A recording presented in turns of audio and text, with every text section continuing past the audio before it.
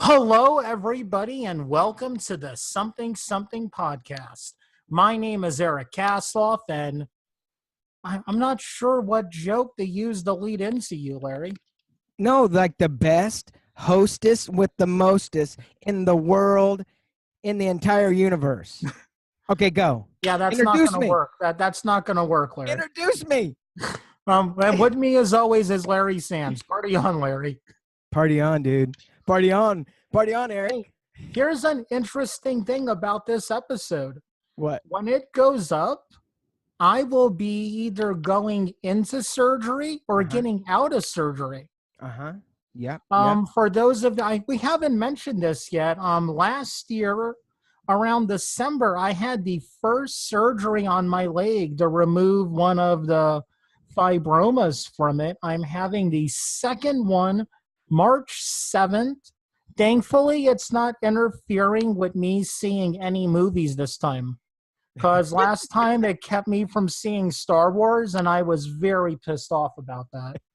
You're like, can't we move this? Or actually, let me call George Lucas. Oh, wait, he's not doing that anymore. Never mind. Yeah. Maybe that's a horrible joke. Maybe not. But no, so that's one thing. But things with Hillsborough Road, my slasher movie, are moving along by now, and we can't say anything yet, but awesome stuff is coming. Yes, yeah, and it is, that's part of this show, and that's what makes this show, I think, really good, because people that listen to us, and we bring people on that obviously are creative. We're a creative podcast, but every creative person has stuff that fuels their creative life, right? And their passion.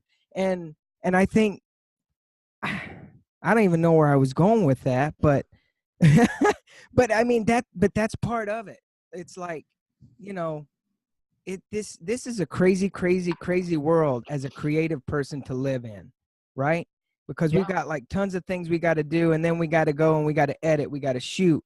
But that's, Eric, that's what makes us so good, is we've got so many things going on, and we've got this great project called Hillsborough Road, and it's right here in the palm of my hand.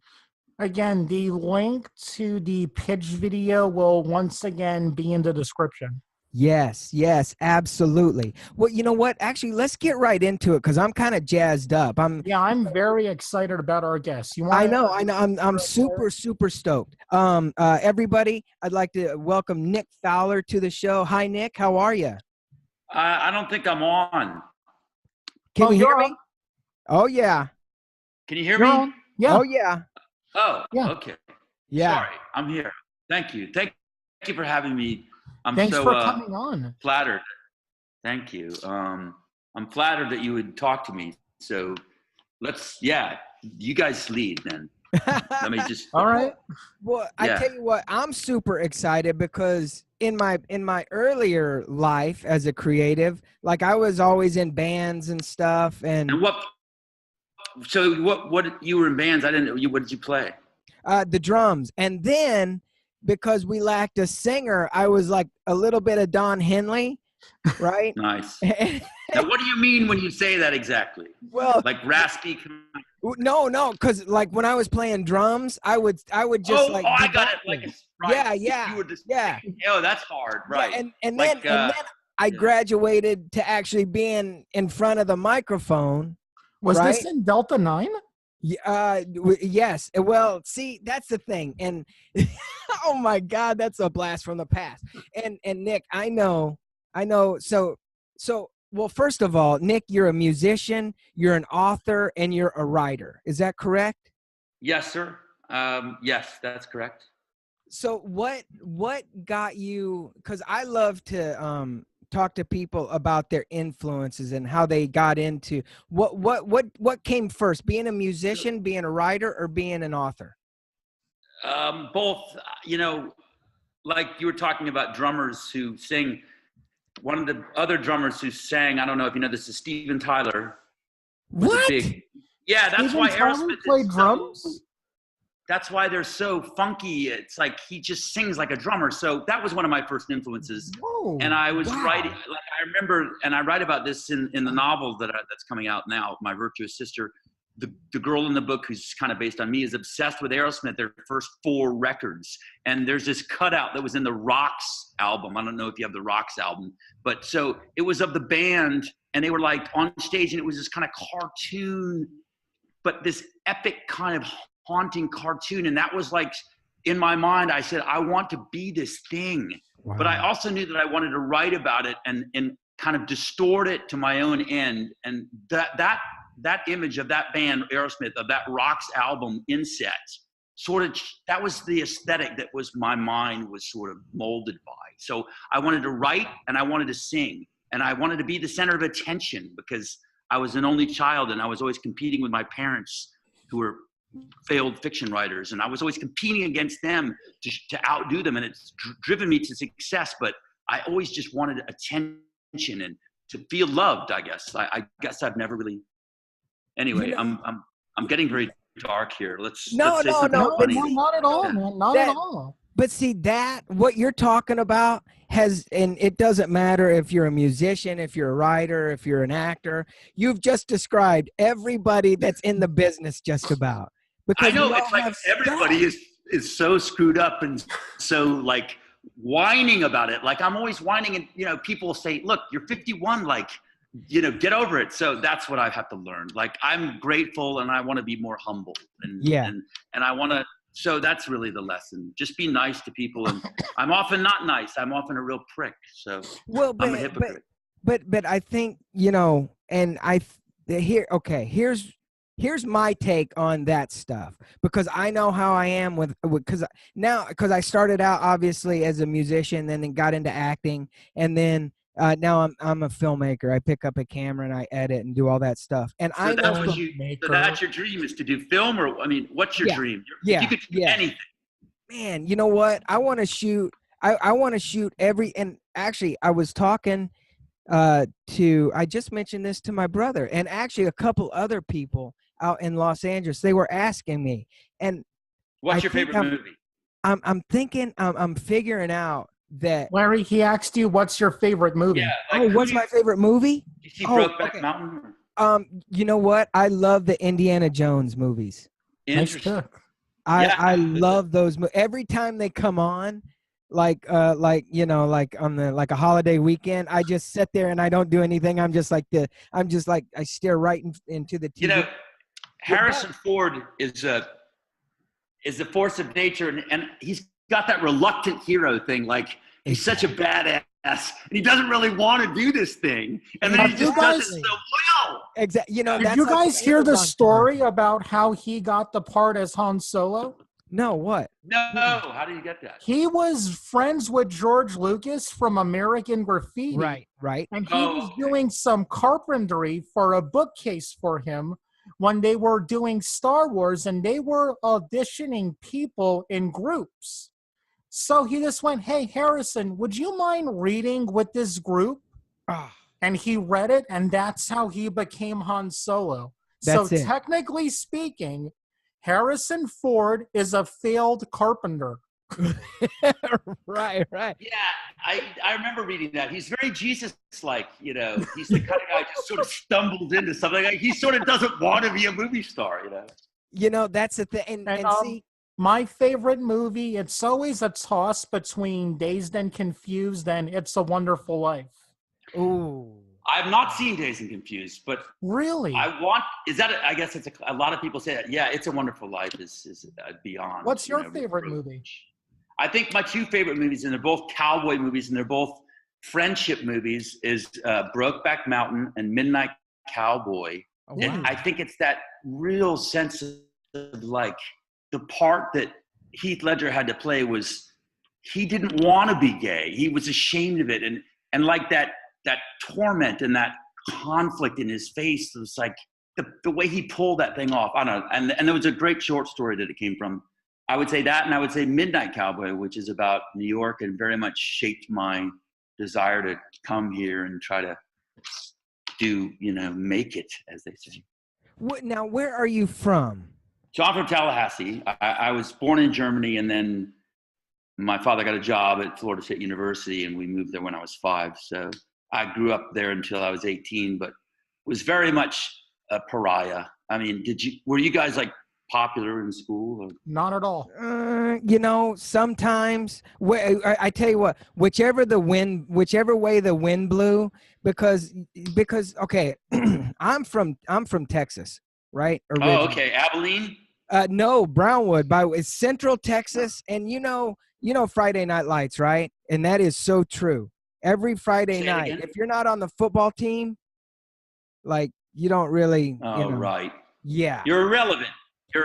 Right, yeah. right. And so I started out in football, and then really. Yeah, yes. I've known you they put me as nose tackle. This is the first time I'm hearing this. Okay, so they put you as what? As a nose tackle. And I'm like, what does that mean? So, okay. So like I was on defense. I'm bad at football.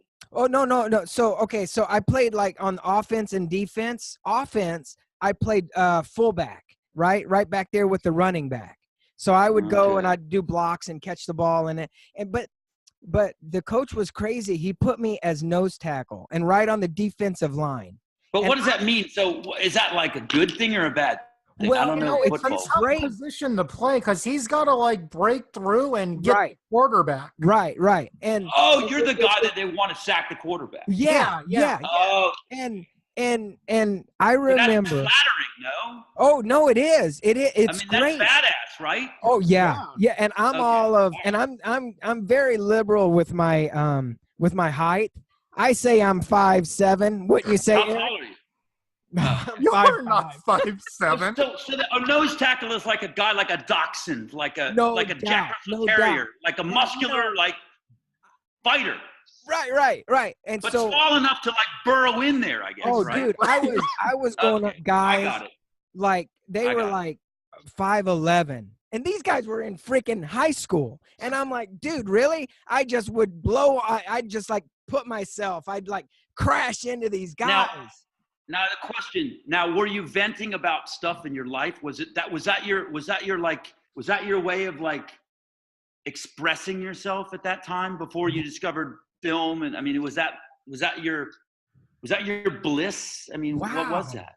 That's good. You know what? Or maybe your parents just wanted you to do it. I don't know. I mean, well, no, actually, it's funny. Okay, to answer your question is, I was. Hello? I was just busting ass, man, and going. And I know it's a release of energy because I was like, And then when I wanted to not play football anymore, my mom and dad were like, are you sure? This is Texas. Are you sure? And I was like, yes. And why did you not want to? Yeah. And I was like, I was like, what if I get hurt for the future? So I was like my parents, and my parents were me. Right. But they were just like, okay, whatever you want to do. About all the injuries that's going on now. Right. Yeah, I mean, and you gotta sort of be wary about it. And see, that's the thing. It's like I went from football, and all of a sudden I went into theater arts, and I probably have talked on the show, but I was in a theater. But this is not about me, Nick. Now, what kind of a voice do you have? Like, do you have a high Guns N' Roses range? Yes, I love. Yeah. Dude, I wanted to be Axl effing Rose. Okay. Who didn't? I mean, when that Sweet Child of Mine video came out, everything changed, right? Yeah. Wait, but you're young. How old are you, though? Me? I am. Oh, wait. Is this broadcast? You want my Hollywood age? I'm saying because I was when Appetite came out, I was 20, so it was like very seminal for me. How did the younger people? What did you think? How old are you? Come on, please tell me. Okay, no, I'm 40. So I'm 40. Okay, so you were 10, right? Or you were 9. You were 9 when Appetite came out. What did you think of it? What did you think of Axl Rose when you saw him on the TV? Oh, dude, he was like my man crush, probably.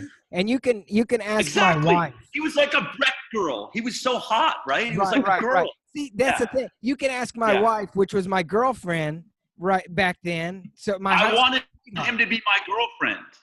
I wanted Axel to be my girlfriend. Right. He was like my little sweet child of mine, right? And exactly, he was my sweet child of mine. That's right. Yeah. That's right. And remember now he's like a grown man, and he's still kicking ass. Dude. It's like this fucking guy never stops. Sorry, am I not allowed to? Sorry. No. Hey, man, we're good. We're good. Are we allowed to curse? Like, yeah. Oh yeah. Yeah. Okay. Oh yeah. But see, that's the thing. Like when I discovered Guns N' Roses, all bets were off, and I was like, I know. Yeah. You know, I remember he had that tattoo that said "Victory or Death," and I thought to myself, "This is a guy that's gonna do it. I want to be like this guy." You know. Yeah. Yeah. And you don't take nothing from nobody, and so. You know, but also in this business, you have to be like that. You have to. Yeah, exactly. Because you're going to get kicked in the teeth. It's so competitive. Yeah. Everybody wants to do this. People are going to, they're going to betray you. And you're going to have to get back up and say, fuck you. I'm going to, I'm stronger. Yeah. So, that's the thing. Like football. It's like football. Yeah. Yeah. That's very true. And actually, this is like the most personal I think I've gotten like on our show. What were some of the bands that influenced you, Nick? Yeah. But as Larry said, it was like all bets were off. It was like, so I grew up Aerosmith. I was obsessed with Joni Mitchell. I was obsessed with Carole King.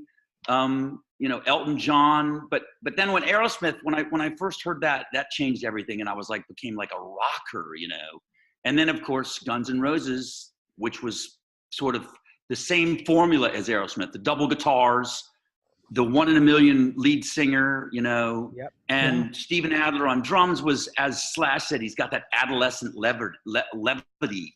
And I loved Queen. I guess Queen and Aerosmith pretty much defined my rock side. But nice. So I saw Guns N' Roses, and I saw them open up for Aerosmith. And that was a life change. That was a life change. Oh my God.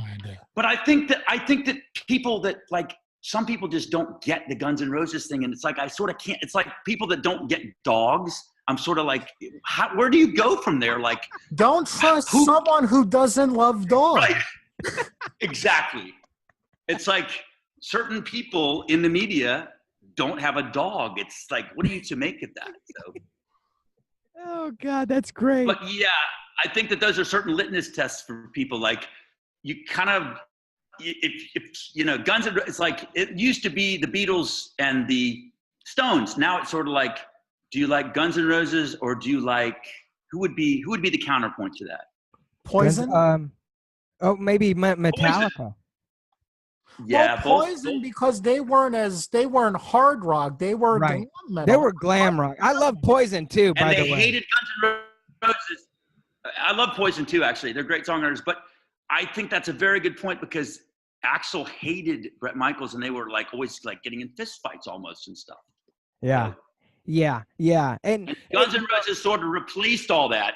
They came around and made all those bands irrelevant. Like they would just look like posers. Suddenly there was Guns N' Roses and glam metal just evaporated. Yeah. Yep. That's the thing, and Nick, let's stay on the music train for real quick. Way back when Guns N' Roses around, right? They talked a lot about their influences, which were the Stones and they loved Aerosmith, like Nazareth and Slash all those. Yes, funny you say Nazareth. That's true because Axl said that "Hair of the Dog" is one of his favorite songs. But yeah, so I'm sorry, I interrupted you again, buddy. No, it's all good. I was just gonna say, it seems to me music, and I don't follow it. I don't, like I used to. I don't follow like the bands that are now or whatever. But it doesn't seem like. But even in acting, or there doesn't seem to be like a carryover of influences. Like, when Steven Spielberg was around, he talked about his influences and, I was more music at that time and they talk a lot about their influences, and maybe you and Eric have a different viewpoint, but I I don't see influences coming in that much. Yeah, it's true. I think you're right, because the way the media is, it's like people absorb things sort of like meiosis, or I'm sorry, which is it? Osmosis. So much is coming in. They don't really, like, if you ask people what their favorite song by, an artist like Prince is, they don't really know the content of it. They know the form of it, and they say, well, I like a lot, I think with the way the YouTube, people don't really remember titles in the way when we were growing up, we'd get the record and we'd say, there's the song and this is the lyric, and we're sitting in front of the stereo. But now it's like, I think people don't have time to really know the specifics. So yeah, influences. It's one of my favorite thing about getting a CD back in the day was reading the thank you section bands would put, because that's when I would discover music. I love that. Yep. And let me just say something now. That's a very good point, because Roy Thomas Baker was the guy who produced the first 4 Queen records, and then later jazz. I was obsessed with Queen, and I remember that name, Roy Thomas Baker. So eventually, my dearest friend Arthur Lynn, genius musically, genius literarily, everything. We've written novels together. He wrote this record called Songs to Kill Yourself With, and we submitted it to Roy Thomas Baker, who produced everything. He produced Guns N' Roses, he produced Journey, he produced The Cars, and he mixed this record that we made, which was such a high point. Well, if it was up to me, we would talk music till the sun comes up, but let's talk about some of your literary influences. Yeah, my favorite writer is, I think, probably Salinger. And Catcher in the Rye is my favorite book. Yeah, that's my favorite novel. And I mean, it's sort of, to say that is almost like implicit, like, it's sort of everybody's, it has to be, I guess. So yeah, I love him. One of my dear friends is Jonathan Franzen, and he's probably my favorite living writer. I love Nabokov. I love Fitzgerald, who's a real romantic. I love Bruce J. Friedman, who's another living writer, and he's the funniest guy, totally politically incorrect and like not afraid to say stuff that everybody's secretly thinking. And he's sort of a guy was banned in a lot of ways because he said what he thought, but he's really funny. Bruce J. Friedman, if you can look him up. What about you guys? Like, who do you read? I'm dumb when it comes to books. My favorite writer is Stephen King, because I make horror movies, so I usually gravitate towards that. I thought The Shining was the book and the movie of The Shining, unparalleled. He hates the Kubrick movie. The Kubrick, right? The Kubrick King Shining. Cannot stand Kubrick's version of The Shining. Really? Who couldn't? Because he changed so much of it. Interesting. Really? I'm also a big Tolkien fan. C.S. Lewis is another one of my favorite writers. I love C.S. Lewis. Yes, The Lion, the Witch, and the Wardrobe, of course, changed everything for me. Yeah. What is it? Haunting. I'm obviously, I mean, I don't read a lot, so I'm sorry. You're illiterate. but I kind of read your stuff, Eric, but when you help me. What is it about the writer's influence on you? Because I understand like bands and I understand like actors and directors, but what is it about a writer that so here's why I love Salinger. So he compresses this emotion, but he never talks about it. It's like that elephant in the room thing where you're not going to speak about this thing. Like he'll talk about rather than say he fell in love with a girl that was that was 12, he'll just talk around the thing. Like there's the A world and there's the B world. So that's what I'm trying to do with my fiction. Fiction is not about saying the obvious. It's about telling the surface story and letting the reader figure out the backstory, which is the elephant in the room, which is this powerful emotion that's really that's not spoken about. That's not writing to me. That's like journal writing. Fiction is about the compression, and you know what I'm saying? So why does a certain why does a certain song make us cry? Why does Sweet Child make us cry? Like, Right. that's what I do when I look at a book. I'm like, how did you elicit that emotion? I try to steal these tactics. I try to steal these things and use them in my own writing. So I'll say, how did he make me cry there? And I'll say, okay, he talked about it in this way where he wasn't really talking about it. He was sort of like, I begin my book, My Virtuous Sister. The opening line is like something like, this New Year's Eve, I was in New York City and I was searching for my sister who happened to be and the way I'm phrasing it is almost like the guy doesn't care.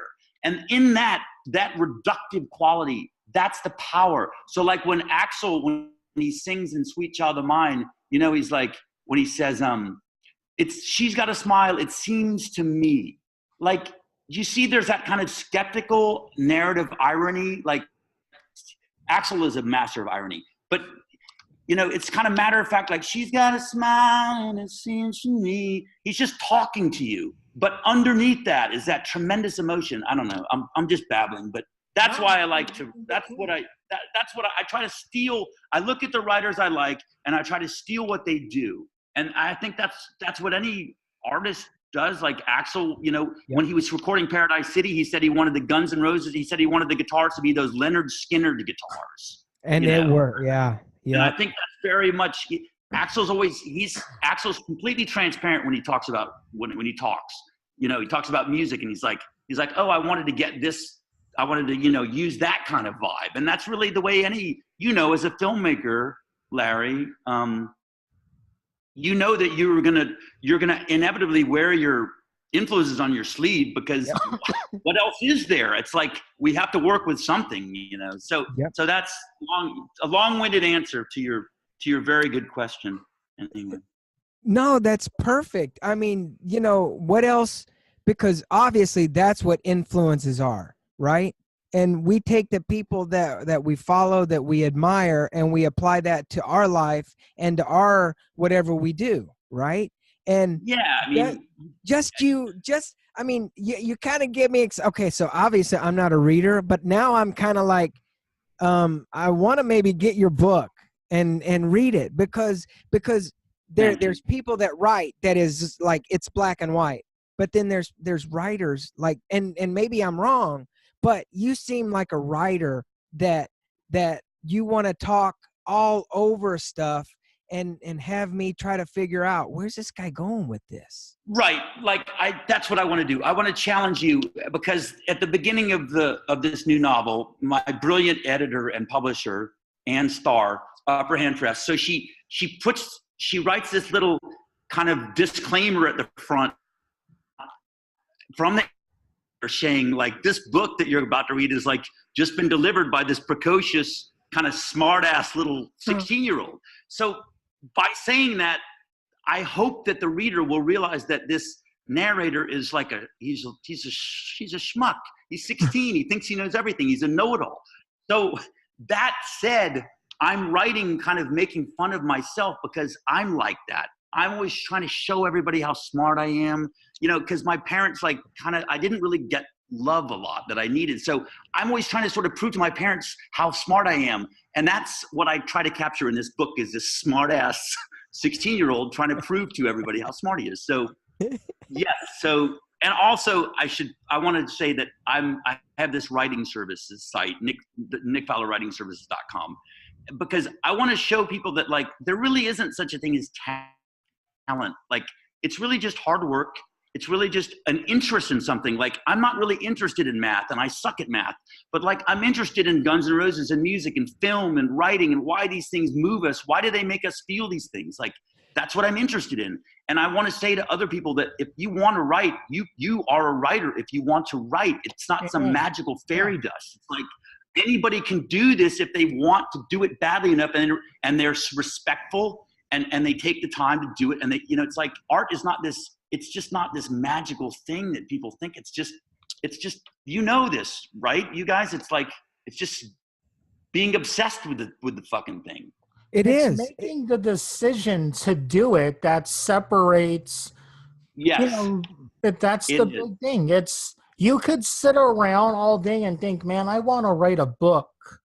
But if you don't actually do it, you're just I daydreaming. was just talking about that. My friend was saying, she was saying, yeah, and so-and-so is writing a book. I was like, but is she writing it or is she talking about writing it? Like my mother has been writing a book since I was 9. And it's like The Shining. It's like all work and no play. It's like, I don't want to talk. And when she would talk about this book to me, I would say, Mom, no, we're not indulging this. Show me the book. So yes, I was just talking about that. Yes. And one thing I do want to point out, Larry will know this, talking about making a movie, on the other hand, is a lot better than actually making a movie, because you get your heart broken and don't you get get paid anyway. slapped in the face. Right. Actually, that's when it's better to not do it. Oh, yeah. What do you mean? What do you mean?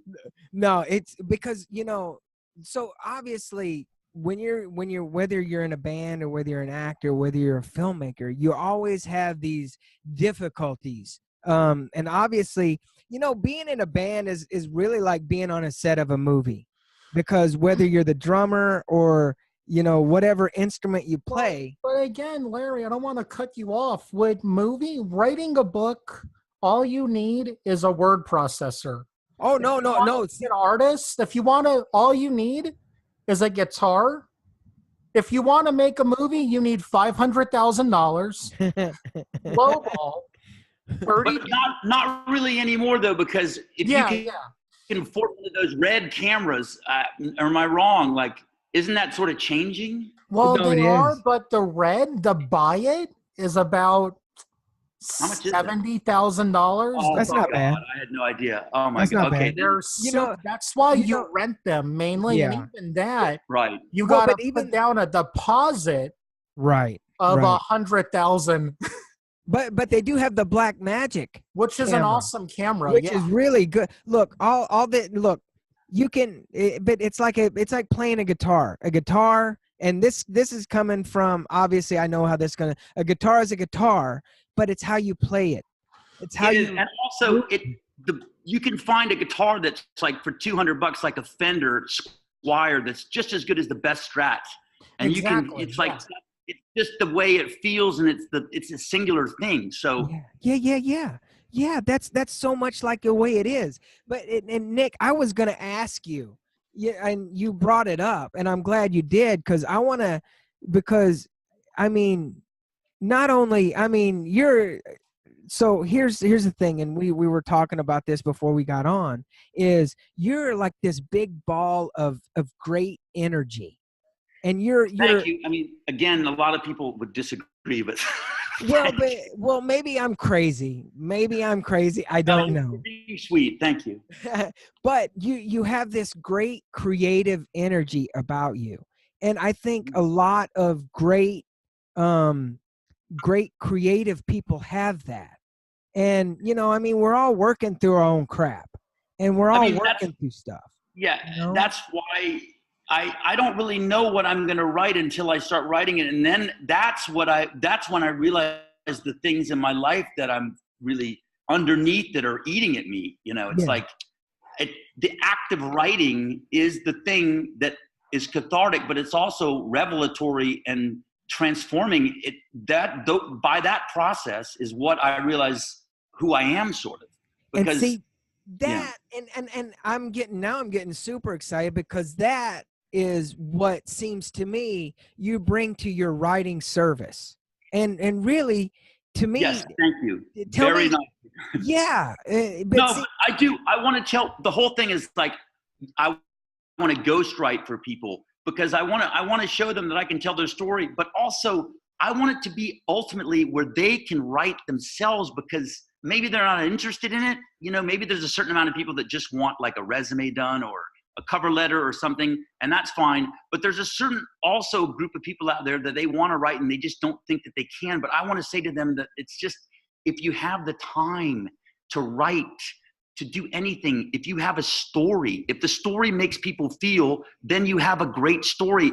That's all that matters, is making people feel something. That's all we want in this life. I mean, as my friend Arthur Lynn, as a great genius, Arthur Lynn said, most of our lives, there's no connection. We're never satisfied. All we want is to feel something intensely, whether it's holding our soulmate's hand or kissing our dog or I mean, that's, you know, I don't know. Maybe I mean, right? Am I wrong? I don't know. No, you're 100% absolutely right.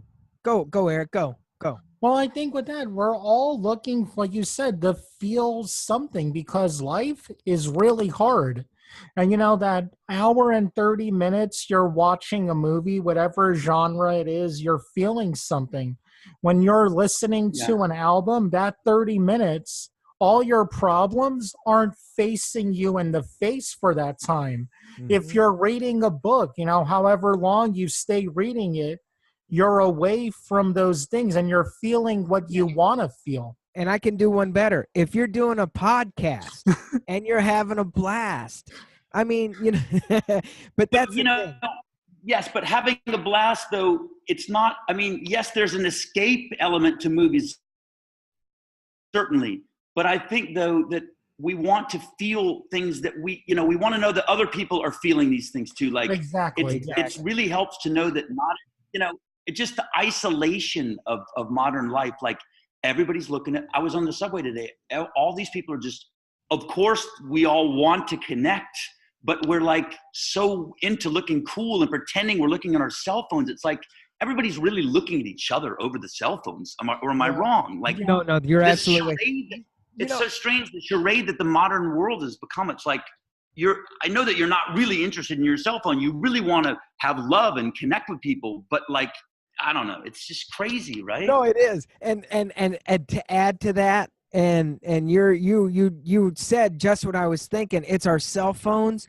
But I was at dinner over last Friday with some friends of mine. And was everybody on their cell phone? Well, yes, but here's the thing. There was a couple sitting right to the right of me. They were holding hands. They were sitting across from each other, and they were on their cell phone. They were on their cell phone. They were holding hands. I don't know who they were talking to. I don't care who they're talking to. I looked over at them. That's so stupid. That's more so than likely dumb. they were talking to each other. Oh, you know what? That could have been. Texting each other. It's like, That could have been. But it's so right. All our and it blows my mind that all our cell phones now have like a little timer on them. If you want them to go, get off your phone, get off your phone, get off your phone. Do? And yeah, and you know that's the thing. The thing that people are looking for the most, they just get off and they'll have it. Is just talk to each other. And you know, when I taught acting, here's the thing. I know in New York it's hard, in LA it's hard, and for girls especially, because if you look at a guy and you're just being a nice person and just you want to acknowledge him with eye-to-eye contact, right? All of a sudden the guy's like, "Oh man, she must be into me," blah blah blah. Same way with the guy. It's a weird thing, but I know. But you lose a connection. Yeah. When the phone takes the when your phone takes you out of whatever you're doing, like connecting with people, that's what people are missing these days, is that connection. And it's so weird to me. But again, I didn't grow up with this. I didn't, obviously I wasn't, grew up without a cell phone. Me and you were the last generation that played outside. Yeah, pretty much. Without our parents anymore?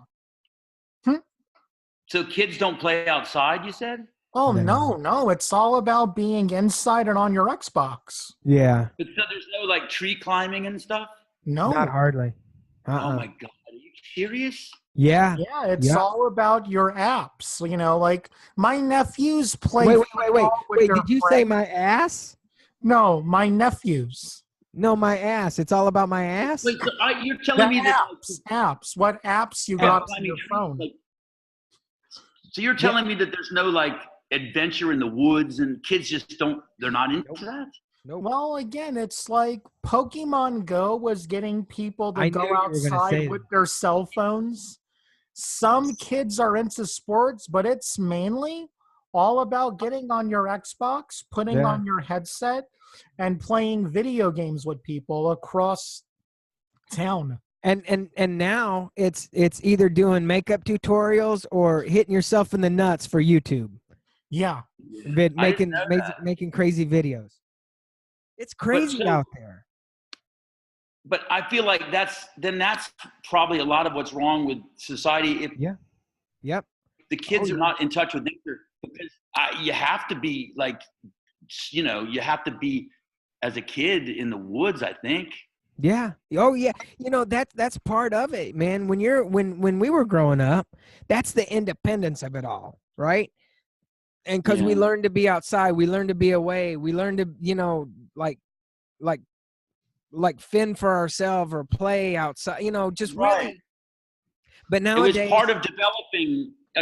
It was part of that natural, healthy development as a person, Yep, absolutely. And now none of that. And I think that's why, again, I think everything is changing, because when we were talking about music and influences, the older bands, they knew their influences, they followed they played, and now people don't really have any influence because they don't have any personality. And again, that's why, Nick, I think you're an amazing person. I think you're amazing, and I think you've got such a talent. And all your stuff, all your links to your writing and your service, and all be in the description. all be in the description. I want to know, do you have your book available on Amazon? Yeah, so it's on there. The actual release is August 1st, but I think you can pre-order from Amazon and from the Upper Hand Press website. I think you can pre-order. So, but I know that June 28th is the ebook, and then the actual hard copy is August 1st. Wow, cool, man. All those will be linked in the description. I just want to, buddy. Thank you so much. Man, I tell you. I wanted to say another thing that motivates me, and I have to be honest, is revenge, because this girl that I was dating, I remember she said, "Oh, you're a washed-up novelist," and she's like, "You're a rock star wannabe." It was one of these cruel text wars that, and I remember just thinking to myself, like this bitch, I can't wait to, so it's going to be just so great to have that thing published. I have that too. I have wanting to shove my success into people's faces too. I got a whole group of them. Eric, yeah. Don't you always aren't they like your first go-to email? Do you guys ever do this? Right. It's such a great feeling to send that send button, Do you guys ever do this when you're mad at someone who wronged you? Do you ever imagine what they're going to do next and then get mad about that? Yes. You're like, and I know they're just going to do this, and how can they do that? You're like thinking ahead, already. I do that, and I get mad about these things that are never going to happen. But oh, that fucker! I know he's turning down my song now, or he's turning down the radio when I'm trying to talk. I know him. I know that if I was still living in Los Angeles, that person would totally do this to me. But so much, that's what. And by doing that, we're giving them power. It's like, but I'm so guilty of that. I spend a lot of time lying in bed, pouting and angry that somebody's probably not even thinking about me. It's like they're I don't know. Yeah. I mean, I don't think people are as obsessive as I am. I certainly hope not. Oh, I get like that a lot. I think you'd be surprised. I mean, I think people like us, obviously we're people that need attention and want to talk, and we feel like we have a lot to say, but I think there's a lot of people that sort of just come home and say, all right, I'm going to get a blowjob and go to sleep kind of thing. They're not obsessed with, they're just not performers. They're not like us, I guess. And they're normal, God bless them. I wish I were they. I wish I could go through life not obsessing over my collectibles and how do I arrange my DVD, my Blu-rays? Is this the right spot for it? I know, and it's the kind of thing that will bother me. If I come home and my thing is more if I know that there's a task to be done, I sort of get myself into a frenzy. Am I going to be able to do that task? And it's like a simple task, but I'll obsess that it's not going to be able to happen soon enough, and I'll, it's that's my sort of OCD kind of thing. Oh, but I do know the organizational OCD thing. Definitely, I have that too. But I thought that was kind of a given. Here's a question: when it comes to music, how do you like to listen to it? Are you you come off to me as a vinyl guy? Yeah, I never the new music with the auto tune. It sickens me. It's like I want to vomit. So it's like that song "Dancing in the Dark." It was like a year ago. I wouldn't even know it. I just have to run. Like I'll leave a restaurant or I'll leave a deli if they're playing some song with auto tune. So yes, I like to listen. What's your favorite deli in New York? So you mean delicatessen or bodega? Or Delicatessen. Tell me what I'm sorry, like Cats, places like that. Oh, yeah, I would say Cats. I've had many great times there. What's your favorite thing to order from there? I like the pastrami and the corned beef, and Maria Elphick will agree. And Arthur Lynn, who I keep bringing up, we've had many great times at Cats Deli. The corned beef and pastrami is kind of like the thing you order when you go there. Everybody does. And you know about the handshake, right? What do you get there? What do you get? The corned beef and pastrami. Yeah, so and maybe there's something we don't know. But, right? What'd you say? You know about the handshake you're supposed to do. No, what is that? Dude, you put like $3 or $4 in your hand. You go to the person cutting your meat. You shake their hand and slip them some cash, and they pile that thing on for you, man. Really? Yeah. Oh, I've got to try that. That's yeah, cool. Totally. You got to. What's your favorite pizza in the city? You know, it's also delicious. Just the most gluten and the most horrible pizza is the ones that I love the best. Like the stuff that's like really bad for you somehow. You like Joe's, right? Joe's, yeah, Joe's. I was there. I was in the city like 2 months ago, and we were going to go to Cats, but it was an hour wait. The line was out the door. I've never seen that in my life. New York is ruined now. It's just like a tourist trap. Anybody who thinks Manhattan is cool is a tourist. It's like Disneyland. I'm getting out of here. I'm selling my apartment. I'm just done with this. It's like, yeah, it's not like it used to be. Yeah. How long have you been in New York? God, since '89. You know, It's just I'm just burnt. You know, where did you guys grow up? Texas and where else? Well, I'm from New Jersey, but I spent 20 years in Los Angeles. That's where me and Larry met. Mm-hmm. Oh, and where? I lived in Silver Lake. We met in Los Angeles, Hollywood area. Yeah. How'd you meet? At church, of all places. Oh, okay. Yep. And I moved back to Jersey. It'll be not a glory hole. Years in Are July. You sure it wasn't a glory hole? That happened eventually. That was later. The glory holes were later. You know, but I've been back in Jersey for like 5 years in July. Wow. The show in a different way this week. Since when Guns N' Roses fans meet each other, you immediately become brothers or sisters. That's right. What we're going to do is rank the Guns N' Roses albums. And if you're a teenager and you don't know who Guns N' Roses are, look them up. Stop listening to this. Go to Spotify.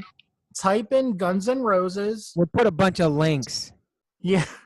All right, Larry, I'm gonna let you go first. Oh, okay.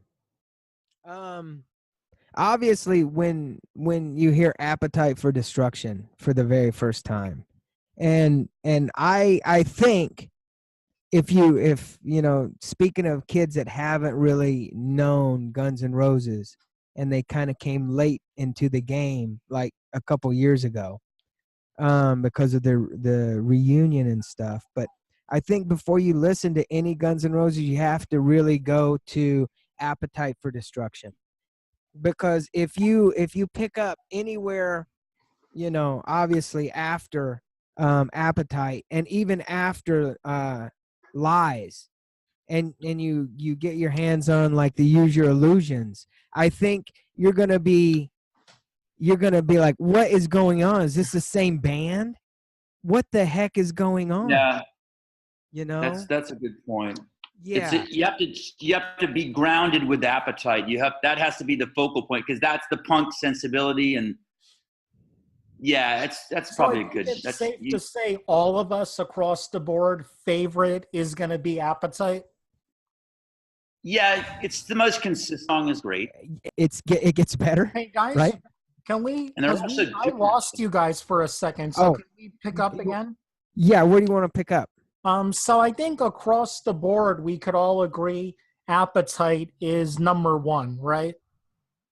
I agree.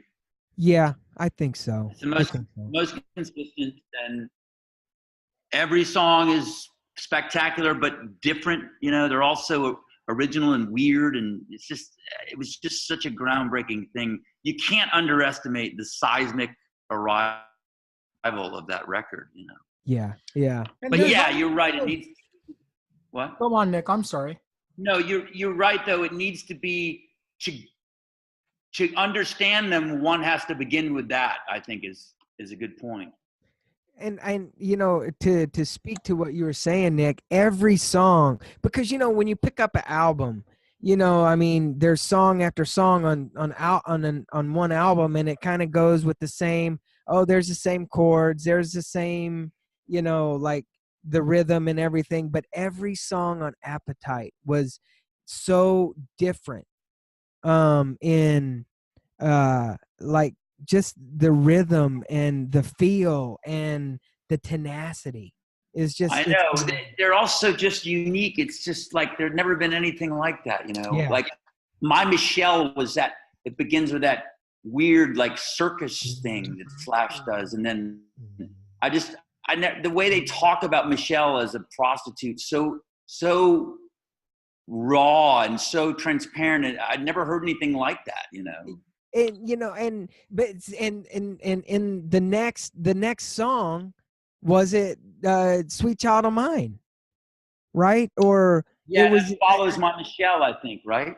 Yeah, I mean it was, and I forget the track listing, but I mean in the same the sides in the same song. Think About You after My Michelle, and then Sweet Child of Sweet Mine. Child. But I mean, right. You know, the way it's just, yeah. We could probably go on all night, really. Right. But Second favorite. And I remember like that would be the kind of record, like I would be like, one week I was like, my favorite song is Paradise City, and then I'd be like, no, like every, you know, it was the kind of thing like you had your favorite, and you also had your favorite band member, like who's your favorite Guns N' Roses member, you know? Right. Is it the you know, the kind of hesitant, shy Izzy? Like Izzy was such a great character for the band, like kind of, he's like the Harrison Ford of music. He's like kind of didn't want to. That's right. You know. Like, that's right. I didn't want to be in Guns N' Roses, and then sort of just quit Guns N' Roses, you know. Right. That's right. You know, that's go second favorite album. I'll go first. Okay. My second favorite album is Use Your Illusion 1. Interesting. Ooh. One. Yeah. With Civil War. No, one has opens with You Could Be Mine. Mm-hmm. No, that was on 2. Was that was Illusion 2, I think. Yes. Oh, that's 2. You're right. So wait, what is 1? How does 1 open? 1 is Right Next Door to Hell. Oh, okay. Which is about actual neighbors, right? Yeah. You know, and that's the thing. So, like, when I first got the albums, and I remember, man, I went to the mall and picked them up at I forget the name of it. It was it was an actual Power record. Right. It was an actual. And I just want to say one thing. Yeah, we love them, but it was kind of a douche move to make them separate albums. That's a double album. It was, you know. Why did they do that? Well, I think what I'm gonna think. What? Go. I think it's money, right? They made more money by selling them as separate albums. Is that more money? Is that true? Yeah. Probably. You know, most likely. But I think are now looking at it and see. Look, obviously, I don't want to talk bad about my heroes, but you know, I think. Well, I don't like the way they didn't let Adler back in the band. They were like, I thought that was terrible. Like, Adler said he would split the shows with Frank Farrar, and he would come out and do Appetite, and then the rest of the show, and they were just like disregarding him. I thought that was horrible. And I also heard that they wouldn't let Izzy back in unless he took less than the 3 main, you know, Slash, Duff, and Axl. And Izzy claimed that. And when I heard that, I was like, just really upset me, you know. See, and I'm not defending anybody, but I think because they may have been butthurt from the beginning, and I can understand maybe Steven Adler because no, I mean I can't really understand it, but I do know that when you're in a band, you have very hard feelings for the people that you play with, because and in my opinion, it becomes once it becomes like a it's almost like a political thing. It could be a political thing where you give up so much of what you want to do because you want to make the other person happy, or you want to make the other person happy, because honestly, we all have to make a living, and we got to make music, and we got to do this, and But Aerosmith has managed to stay the same member. Like, how do they do it? And I have no idea. Rare, it's a rare thing. And see, I think a lot of that comes from Axl Rose, unfortunately. Yeah, I've heard that Steven, like, he was just so mean to Adler. It's just awful. Yeah. And that's the unfortunate part. And like, it's hard. It's like our heroes are letting us down. I mean, it's like, because to think that, when that first record came out, those 5 guys, you thought to yourself, they looked like they were going to die for each other. And then it just didn't work out the way I wanted it. Like that was our Led Zeppelin, that was our Led Zeppelin. Right. That was our Stones. That was my Stones. That was our super group. Yeah. And that's the thing I was going to say. So my album, when it first came out, when 1 and 2 came out, I really liked the feel of 1. Because it was more hard and in your face. So that would be your second favorite album of theirs? Well, see, on the surface, but when I like Use Your Illusion too, because it had like Pretty Tied Up and it had Locomotive. Right. I just thought Locomotive was like better than anything on Appetite, actually. That's my favorite Guns.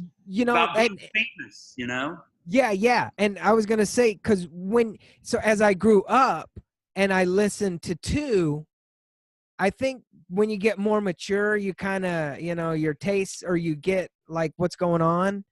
And so I really like 2 better than 1 because it's a little bit more deep. Like, it's Coma. More subtle, but it grows on you more. Like 1 is, all those are obvious smashes. I mean, balls in your face, right? Song is just in your face like rockers, Yeah. Usually 2 is more. Those songs for me Locomotive, to me, that's the best. Those are the best lyrics he's ever written to me, I think. Locomotive. Yeah.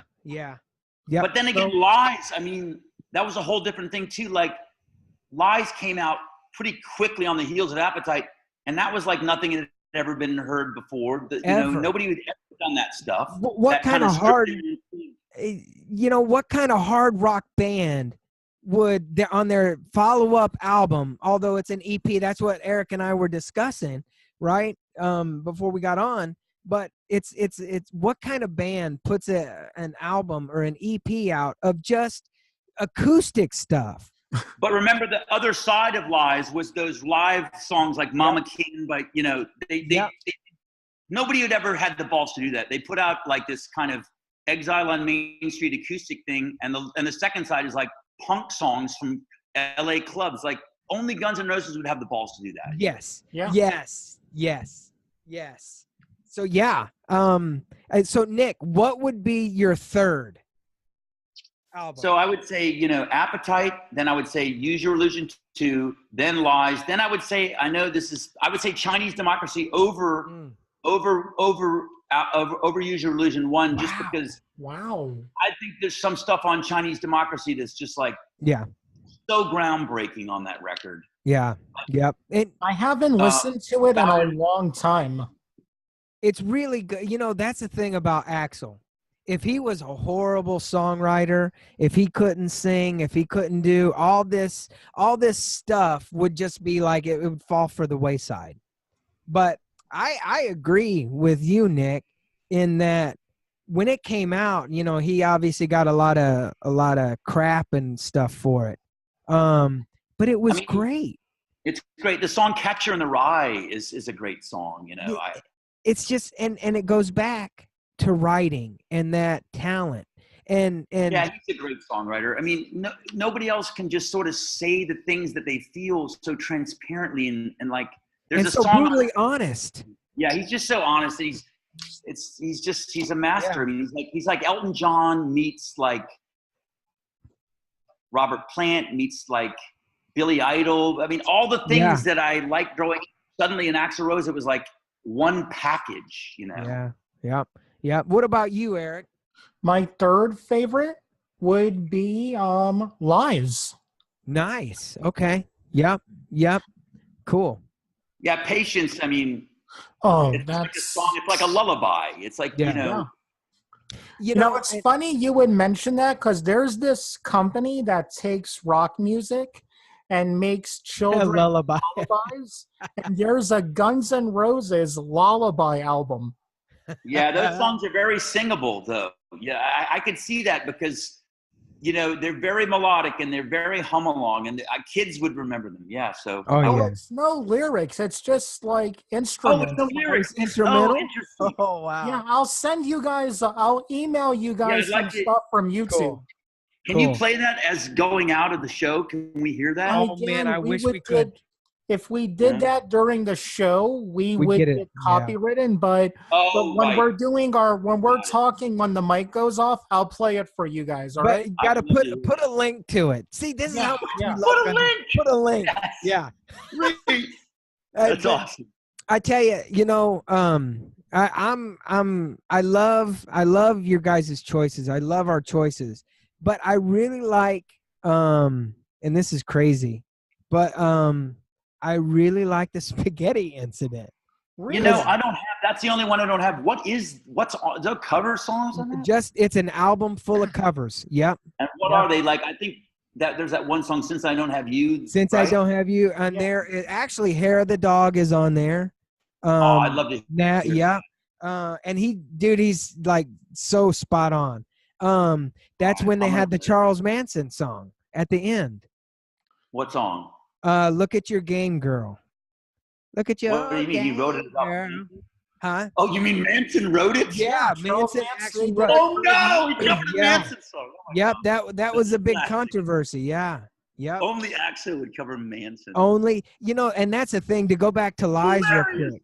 Yeah. You know, they had the remaster come out just recently, and they left off intentionally. I was just reading this today because I was like looking up Guns N' Roses, but they intentionally left off "One in a Million." The other Manson song. Right. Those pussies. You know, because of what he says, the immigrants and right? immigrants. Right. Yeah. And you know what? And you know, that's the thing. It's like you're kind of busting some guy's ball, and he's from Indiana. And when you're from Indiana, right, you have like all these things. It's kind of like living in Texas, right? You know, and there's no like filter. And when you see somebody different, and especially when you move to like LA, right? So, you know, I get it. I understand it, but it's one of those things, you know, just kind of, but I do think it's weird because Guns N' Roses love controversy, but they left it off. So. Yeah, I think that may be a sign of Axl growing up and sort of worrying about people's feelings. I mean, I'm not into any kind of censorship, and I think that was a document of the times, and I think every down afraid. You know, when you see somebody that doesn't look like you, you're like, the first thing is sort of fear. Like, I think racism is probably a natural response, although not a loving, productive response. I think that a lot of us are probably more racist than we care to admit. And that, I think Axl was sort of admitting that. So I think it may be a testament to his evolution as a human being that he sort of didn't want to hurt anybody's feelings this time around, which I think is sweet. And I think that he's growing maybe. But what do I know? I don't know. What do you think? What do you guys think? I agree with you. Yeah. I think you're right. Any of us are the same person we were 3 years ago, Yeah. whether alone 20. Yeah, Yeah. and thank God. I mean, to stagnate, like that's one thing. Like you look at Axel, he refuses to do the same thing twice, because he's evolving. He's just not in it just for the dough. Like he wants to evolve as an artist, and he's really true like that. Yeah. I wish more people would understand that, because it's, as you guys know, it's sort of like, it's such a part of us, Guns N' Roses, that when people rag on them, it sort of hurts, Yeah. Oh yeah. Yeah. Yeah. Oh yeah. But now to add real quick is you And can I think tell we'll wrap it up with your next quote, Larry. Yeah.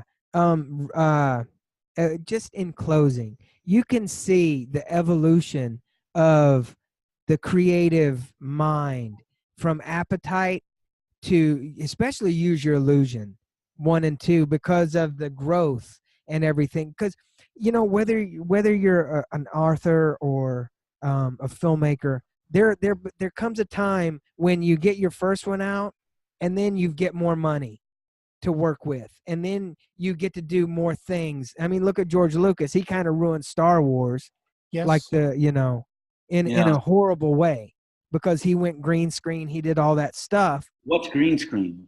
Oh well, it's a special effect thing. Like when you can't, like, since spaceships aren't real and they're hard to create on sets. What people do is you put this giant green screen and actors sit in front of it.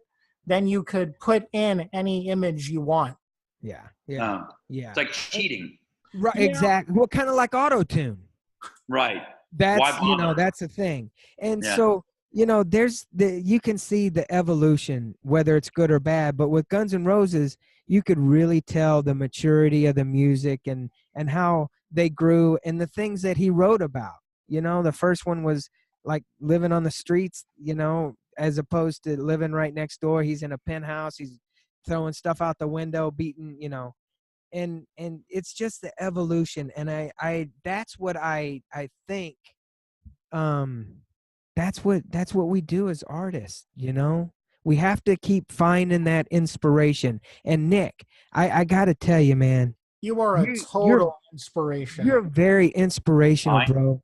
And yeah, and I tell you, I don't know. Thank you, but I feel that, but I don't. I think it's just a synergy. Like, it's not me. It's the chemistry and the magic of the three of us together. Like, it's like a band. It's like, where would Freddie Mercury be without Queen? Oh, yeah. He tried. He made her clear. And where would Steven Tyler be without Aerosmith? It's like Guns N' Roses because of that.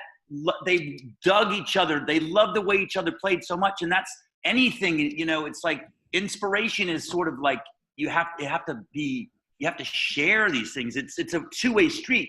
I mean, you guys have an energy. You guys have a synergy. You have a magical thing between you two, and people respond to this for your show. It's like, but if you were just talking alone, you'd sort of be like, so what? It's masturbation, Yeah. I tell you, before we close, I have to, Nick, if anybody out there is serious about working with a true professional and a true artist and a true creative mind, you have to click the link for Nick.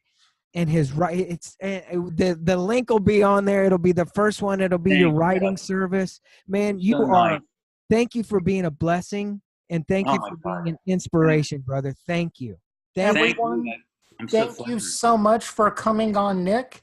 I'm gonna put the link to the thing I'm about to play for these guys in the description. Yeah. The Rockabye Baby version of Welcome to the Jungle. Everyone, have an awesome weekend.